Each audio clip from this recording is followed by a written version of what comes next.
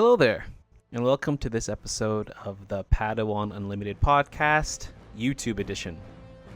A couple weeks ago, I posted a video regarding Blu-ray. I last set I used Item Blue as my main deck for Store Showdowns, and it performed really well. Got a finalist and a couple top 8 placements. This set, I wanted to keep exploring the double vigilance, and I took this deck to a 14-player showdown at a hyper-competitive store in northern New Jersey. When I say competitive, I mean people of the caliber of like Wu were there, and he even played. He ended up actually taking first. I ended up placing third, but I think if I drew the right cards, I would have been second, and I'll talk about that later. As a Padawan in this game, I learned a lot. And based on this experience, I wanted to provide you all with a brief review of some of the lines and plays that helped me win. But before I get into it, I want to talk about something that I learned more recently, mostly because I've only been doing trading card games for the last 3 months, is the difference between, or the definition of a line and a heuristic. These are kind of terms that you might hear a lot. So in conversation, maybe not heuristic so much, but definitely lines, or like, it's kind of bundled in terms such as like, what is the curve? But a heuristic is kind of like a rule or method to solve a problem in a game, like a trading card game. It's kind of like your macro strategy. So, for example, a heuristic, or at least from my perspective, is if you are an aggro, your heuristic is to beat down the deck as fast as possible and just do damage. If you're control, your general strategy and general rule of thumb is to clear the board. Make sure you get to the late game so that you can then, pump in the higher units. So that's like a heuristic. And then we talk about lines. And then lines is there a specific set of actions that you need to take that are optimal for your play? So let's say they're putting down a card that's going to be attacking you next round. Then you're going to and in your hand you have a sentinel. You're going to put down the sentinel, right? That's a very simple way to think of a line. And then you have to think about what the next steps after that and next steps after that. But the ultimate heuristic is to control the board, right? At least from a perspective. And I think it's important to understand as I kind of talk about the next couple of slides or next part of the kind of YouTube video, because Rey is very much a control deck, and so that is kind of the main kind of line, main heuristic, and then the lines kind of dictate that, or rather the lines you play align to that heuristic. However, there comes a point where you turn into aggro, and so now your heuristic is to beat down the deck as fast as possible. So there's always, a little back and forth, a little ebb and flow. Your initial strategy starts out with Rey, always starts off as kind of control, but then you're going to convert. So again, I just want to talk about that. I think it's very important because I didn't necessarily understand this or know this kind of going into the game. A lot of times I have a very aggro mentality, so regardless of the deck, I would just kind of try to hit the base and ignore units. But that's not necessarily the most optimal heuristic or the most optimal lines of play. So want you to all know what that is, and because fundamentals is what essentially wins games. Fundamentals means good discipline, especially in high stress or situations or when you're really tired. And it also means that you're training the right way. Okay, so now that we have that done, let's go talk about the lines I had for Rey and what the tournament looked like. So in round 1, I played against Oboba Yellow. I ended up taking the first game, they took the second, and then I took the third. And the 3 cards I kind of wanted to highlight here is Moisture Farmer, R2-D2, and Conquer Dawn Interceptors. On the right-hand side, you're going to see, Boba, Bet's Fire Spray, Cunning. I think, to me, probably the most critical cards in that deck, because Fet's Fire Spray can come out ready and just do 5 off the rip. Um, Boba Fett, has a lot of Boba Fett is obviously very strong. If he gets upgraded, he's really hard to kill. And then every time he completes his attack, he gets 2 resources, which means that he's going to be putting down units on the board all the time. And then cunning, because it gives them so many options. So the reason I chose these 3 cards to highlight, Moisture Farmer, R2D2, and Conquer Dawn Interceptors, is very simple. For R2D2, playing it first on the first round, for example, or even Moisture Farmer, means that a Boba player has to waste time or waste actions like bouncing this for a 1 cost, which means that they are in the negative for that. So like, let's say they try to waylay or they try to play a Cantina Bouncer. They're playing a high cost unit to remove a low cost unit, and if they don't deal with this, then R2D2 and Moisture Farmer can end up becoming really, really strong. Moisture Farmer can end up being like a 3/7. Same, R2D2 can be a 2/6 or 3/6, for example, and then they have to deal with it. And the same thing goes for Conquered Dawn Interceptors. If you have a Conquered Dawn Interceptor that's not upgraded in space, then this Boba player has to kind of figure out, all right, do we want to waste an attack on this? Do they want to waste an action trying to take it that when it only does 1 damage?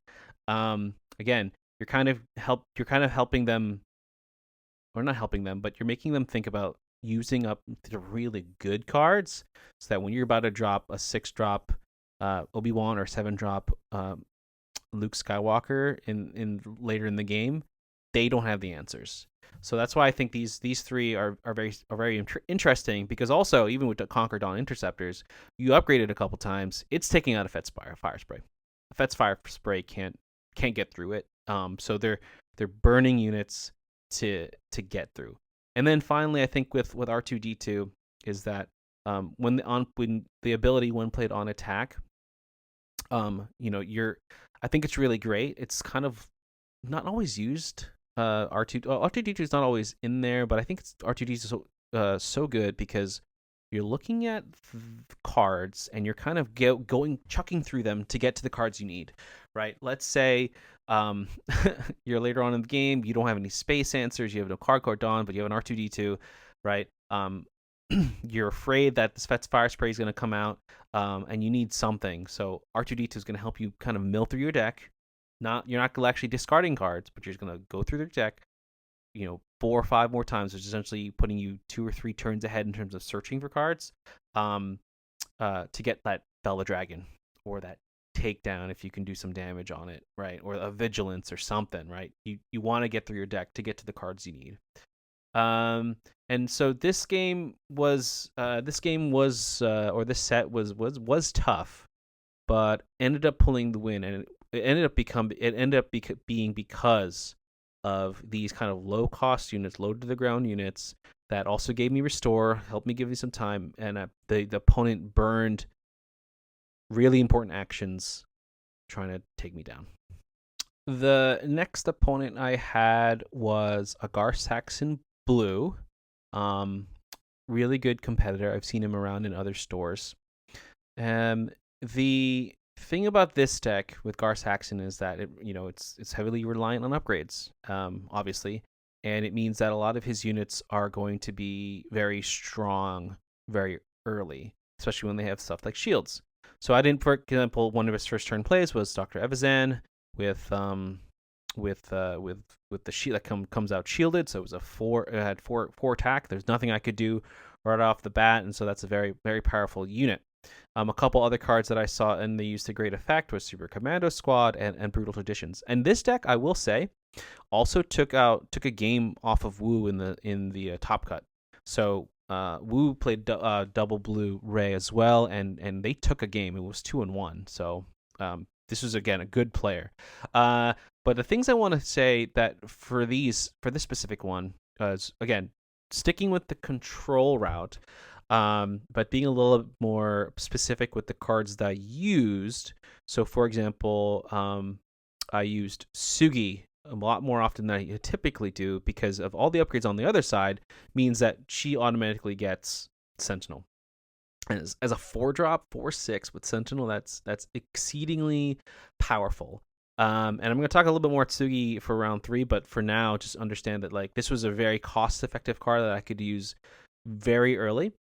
Again, for Queel, I think he's also a great card, especially with the double blue, because putting him down the first round, if you can get him on the first round, you're not only doing damage, you're healing a little bit, and then you're getting cards. You're getting the card advantage.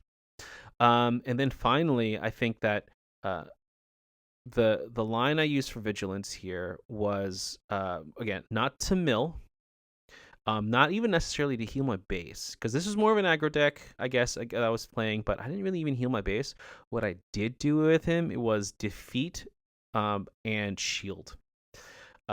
Because if they can't get through Sugi with a shield, because that's just going to be rough for them.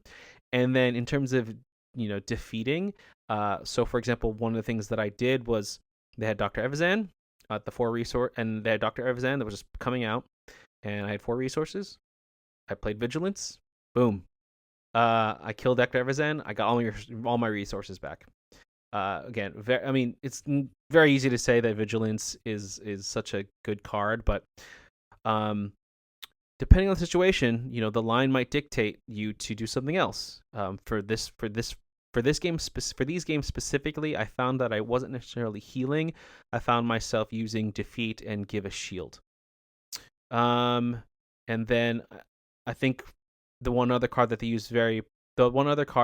this Gar Saxon player used to great effect was Brutal Traditions. I mean, I could just not get rid of any of these upgrades, so they were always +2 essentially on me. But overall, this game was well in hand by resource 7 and 8 when I could drop Chewbacca and Luke Skywalker to start, clearing the board and building mine. But again, Sugi for an early Sentinel, very early powerful Sentinel. Queel in order to get some restore and get some new cards on my deck. And Vigilance, again, not using it for the mill or the heal, but actually for shields and defeat a unit. Okay, so for round 3, actually, I played another Rey Blue. It was Woo. And I kind of expected to lose, mostly because I know I don't have all the games in, like the reps to play, but also my mechanics are a little skewed. But I did try my best. Round 1, or the first game, I actually got him. I tried a mill strategy, and I got him down to pretty much to 2 cards in his deck. But I sacrificed the board state, so he had a lot going on the board. I'll say he had like 4. He ended up having a lot of units, and I had no answers. I didn't get rid of his tech, so he was bringing stuff out the resource row. It was really tough. But one thing that I did see him do, that I thought was really, really powerful, was using Sugi with Second Chance. And I think you could also probably use Sugi or Second Chance with Obi-Wan, obviously, but I think this one is a much more powerful way to position your board. And this line is probably just really good in general, because at 8 resources, you get 2 plays, right? You get Sugi and you get Second Chance. And against another Rey in the mirror or anything with deck, even with Gar Saxon, Sugi's going to get Sentinel, right? Sugi's going to get Sentinel. And then you play Second Chance on her, so that if you try to kill her, she just comes right back. And so now you're taking potentially up to 16 points of damage if you get hit by Sugi 4 times. So for example, if you're trying to take her down, and that's going to clear your board. He used this to really great effect against me. I at one point in the game, I think it was game 2, I had like 5 units on the board. He had Sugi with Second Chance, and then he started popping other stuff on behind her, building his arena, and I had no answers. To me, this is the one of the big takeaways that I had from these games, because at the end of the day, going back and forth, these are both control decks So you're kind of waiting to get to the end game, and it's just a matter of who's going to run out of cards first, or who's going to be able to build a better board state. And I think something as simple as having Sugi and Second Chance is very powerful, especially at the resource turn, which is probably is one of the big reasons why the game turned around. Yep. And then so not much else to say there. Going into game round 4, I ended up playing Akira Green. And this is probably actually my worst matchup, anything with green, mostly because of Relentless. I'm not necessarily afraid of Darth Vader. I'm not afraid of, Darth Maul or Devastator, for example. That's just, it is what it is. But Relentless is tough because it comes off relatively early, I'll say, in terms of 9 resources, especially if they're ramping, which they always have ramp. And the first event played, you lose all your abilities, which means your vigilances, your fell the dragons, your takedowns, right? There's just no answers, right? And I think my biggest response to this. Oh, and then also they could use overwhelming barrage with Relentless and just again wipe your board. And the point, once you're at 9 resources, Rey Blue wants to have, as a general strategy, wants to have a really wide board with a lot of tiny units, and Relentless with overwhelming barrage essentially kills all of them. And then you're pretty much gonna lose after that because it's hard. It's just hard to recover, especially when they throw a unit down right after.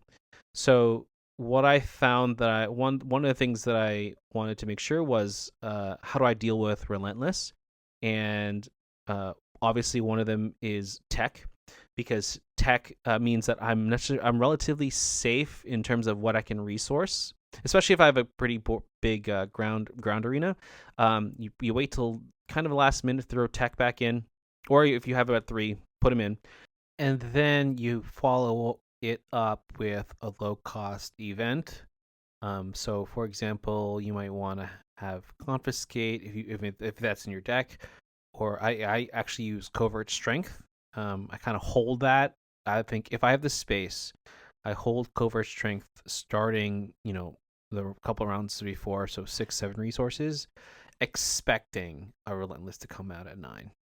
And so if you have that kind of combination of a tech, low cost event, and then your Fellow the Dragon, you can recover relatively quickly. I mean, it's a lot of cards. You're really burning it, but if you don't have that, Relentless is just going to keep pounding you from the sky.